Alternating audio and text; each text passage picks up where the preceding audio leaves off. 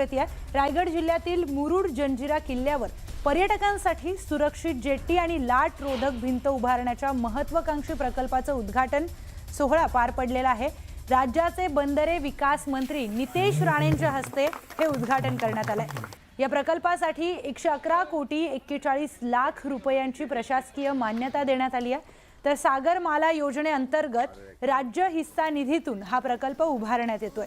मुरुड जंजिरा किल्ल्यावर दरवर्षी येणाऱ्या 3.5 ते 4 लाख पर्यटकांना सुरक्षित प्रवास सुविधा उपलब्ध व्हावी यासाठी 250 मीटर लांबीची लाट रोधक भिंत, पाईल जेट्टी आणि ॲल्युमिनियम गँगवे उभारण्यात येणार आहेत।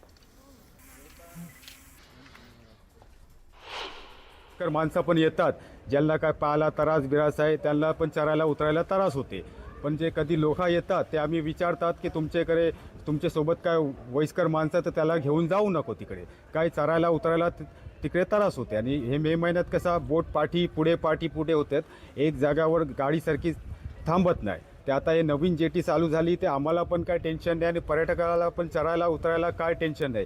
आरामात तिकडे जाऊन सरळ बोट लागणार आणि व्यवस्थित माणसाला चरायला उतरायला सुविधा झालेली आहे। पुढची बातमी आहे सोलापूर जिल्ह्यातून। सोलापूर जिल्ह्यामध्ये वाहणाऱ्या भीमा नदीवरील 28 बंधाऱ्यांच्या अंतर्गत 14 बॅरेजेस बांधण्याची गरज आहे।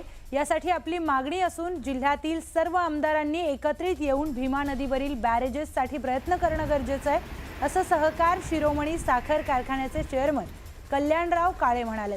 दरम्यान भीमा नदीवर बॅरेजेस झाले तर उन्हाळ्यासारख्या परिस्थितीमध्ये देखील पाणी टंचाईचा सामना करावा लागणार नाही। बॅरेजेस बांधले तर जिल्हा कायमस्वरूपी टंचाई मुक्त होईल, असंही काळे म्हणाले। मंत्रालय दरबारी आम्ही महाराष्ट्राचे मुख्यमंत्री उपमुख्यमंत्री प्रत्येक वेळेस मांडत आलेलो आहे। ह्यावेळेस सुद्धा अजून मांडणार आहे, पण मी एकटं मांडणं आणि सगळ्या आमदारांनी मिळून मांडणं ह्याच्यात जमीन आसमानचा फरक आहे। सगळ्या आमदारांनी हा प्रश्न मांडला तर अजून चांगलं होईल। मला ह्याच्यात काय राजकारण करायचं नाही, कोणाचं एकमेकाबद्दल कोणाचा हे करणार नाही आम्ही। तर सर्व आमदारांनी मिळून ताकद आपण लावली पाहिजे आपल्या जनतेच्या हितासाठी, शेतकऱ्याच्या हितासाठी।